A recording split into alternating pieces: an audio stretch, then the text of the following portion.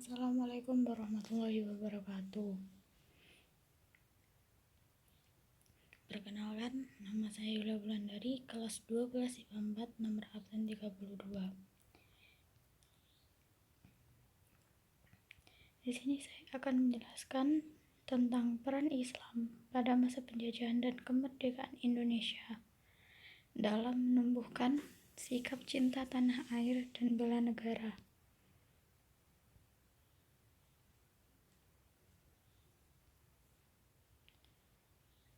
A.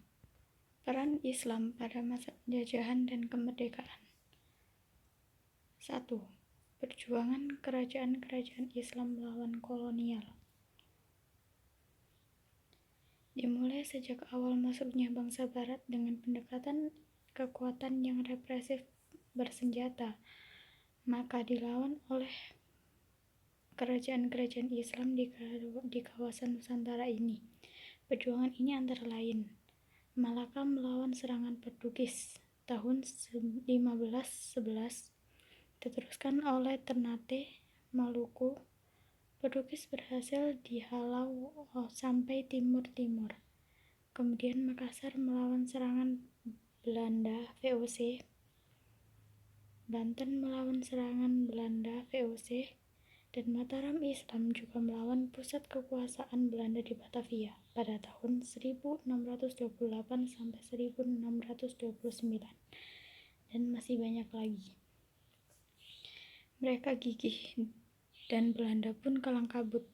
Namun setelah ada politik divide et impere atau pecah belah, satu persatu kerajaan ini dapat dikuasai. Meskipun demikian, semangat rakyat tidak pudar melawan penjajah kolonial. Maka selanjutnya, perjuangan melawan penjajah diteruskan oleh rakyat dipimpin ulama.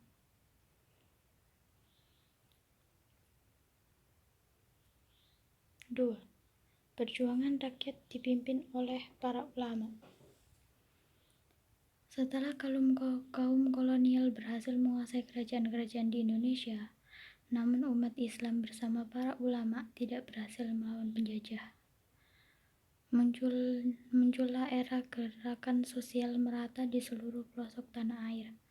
Ulama sebagai elit agama Islam memimpin umat melawan penindasan kezaliman penjajah.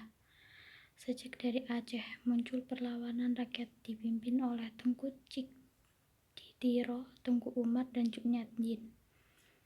Di Sumatera Barat muncul Perang Paderi dipimpin oleh Imam Bonjol. Perlawanan Kiai Haji Hasan dari Luwu, Gerakan Gunawan dari Muara Tembesi Jambi, Gerakan Tiga Haji di Dena Lombok, Gerakan Haji Aling Kuning di Sambiliung, Kalimantan Timur, Gerakan Muning di Banjarmasin, Gerakan Difaiyah di Pekalongan, Gerakan Kiai Haji Wasit dari Cilegon, Perlawanan Kiai Haji Jenal Ngarip dari Kudus, Perlawanan Kiai Haji Ahmad Darwis dari Kebu, Perlawanan Kiai Haji Dermojoyo dari Nganjuk, dan masih banyak lagi. Dari perlawanan itu, sesungguhnya pihak Belanda sudah goyah kekuasaannya. Sebagai bukti, 3 perlawanan rakyat Aceh, Sumatera Barat, dan Java Orlok atau Diponegoro telah mengorbankan 8.000 tentara Belanda mati dan 20.000 gulden khas kolonial habis. Oleh karena itu, mereka kemudian mencari jalan lain, yaitu mengubah politik kolonialnya dengan pendekatan welfare politik atau politik kemakmuran untuk menarik simpati rakyat jajahan.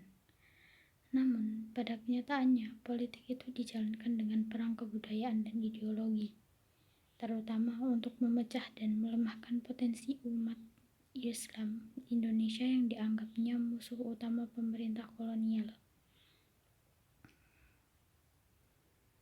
3. Pergerakan nasional di Indonesia.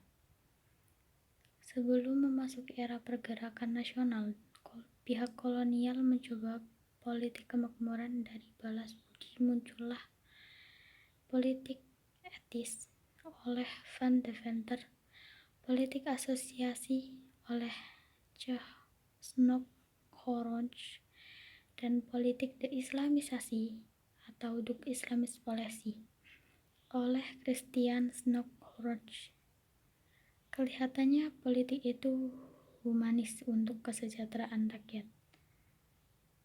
Namun, karena landasannya tetap kolonialisme, maka jadinya tetap eksploitatif dan menindas rakyat.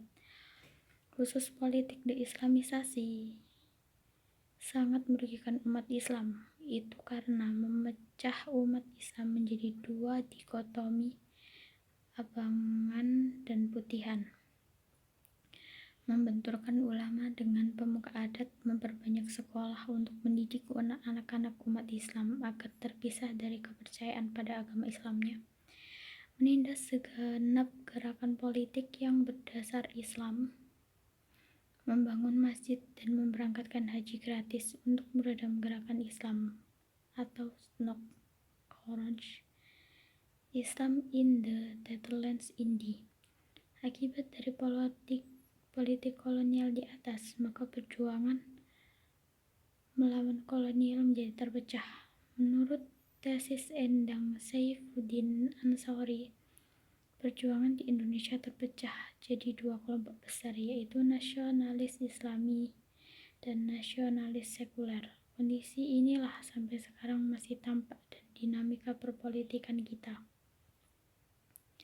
Sebagai salah satu yang penting pelopor awal pergerakan nasional di Indonesia ialah umat Islam, yaitu pada tanggal 16 Oktober 1905 lahir Sarekat Dagang Islam atau SDI, yang kemudian tahun 1912 menjadi Sarekat Islam atau SI sebagai gerakan ekonomi dan politik. 4. Peran umat Islam dan perjuangan mempertahankan kemerdekaan. Dalam perjuangan mempertahankan kedaulatan negara Kesatuan Republik Indonesia, umat Islam punya peranan penting. Pertama, secara fisik umat Islam dengan Laskar Hizbullah Sabilillah, kemudian diteruskan Laskar Perang Sabil dan Laskar Islam lainnya di daerah. Gigih perjuangan membantu TKR untuk mempertahankan NKRI dengan perang gerilyanya melawan sekutu Nica yang akan kembali berkuasa di Indonesia. Secara fisik pula Laskar Hizbullah Sabilillah yang kemudian diteruskan oleh Markas Ulama APS bersama pasukan TNI dari Siliwangi melawan pemberontakan Partai Komunis Indonesia atau PKI 18 September 1948 dipimpin oleh Musso dan Amir Syarifuddin yang akan menghancurkan NKRI dan akan membentuk pemerintah komunis Indonesia menjadi bagian atau satelit dari Komintern Komunis Internasional yang berpusat di Moskow, Rusia. Pemberontakan PKI 1948 ini berjalan secara biadab.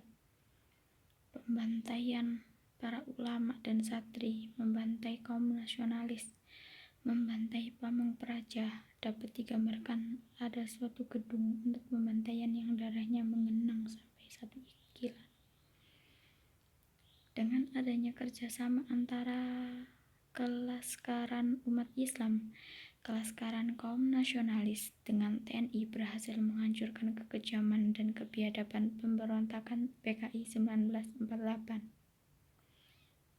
Setelah kemerdekaan dan adanya maklumat Wakil Presiden 10/1946, bangsa Indonesia dipersilakan mendirikan partai politik.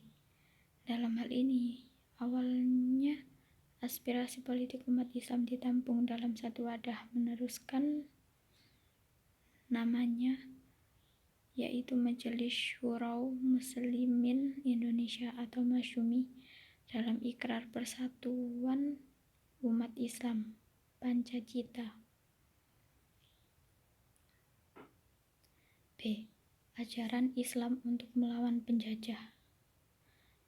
Ajaran Islam yang dipeluk oleh sebagai besar rakyat Indonesia telah memberikan kontribusi besar, serta dorongan semangat dan sikap mental dalam perjuangan kemerdekaan. Ruhul Islam memuat beberapa hal antara lain. 1. Jihad fisabilillah telah memperkuat semangat rakyat untuk berjuang melawan penjajah. 2. Izin berperang dari Allah SWT sebagaimana dalam Al-Quran Surat Al-Hajj ayat 39 yang artinya telah diizinkan berperang bagi orang-orang yang diperangi. Sesungguhnya mereka itu dijajah atau ditindas, maka Allah akan membela mereka. 3. Kalimat yang dapat menggerakkan rakyat yaitu takbir Allahu Akbar selalu berkumandang dalam era perjuangan umat Islam di Indonesia. 4. Hubbul waton minal iman. Cinta tanah air sebagian dari iman, menjadikan semangat patriotik bagi umat Islam dalam melawan penjajahan. Pada kesimpulannya, Dr. Dawes Dekker atau Setia Budi Danudirja mengatakan bahwa apabila tidak ada semangat Islam di Indonesia, sudah lama kebangsaannya sebenarnya lenyap dari Indonesia. Dengan demikian, ajaran Islam yang sudah merakyat di Indonesia ini punya peranan yang sangat penting, berjasa, dan tidak dapat diabaikan dalam perjuangan Indonesia. Terima kasih. Wassalamualaikum warahmatullahi wabarakatuh.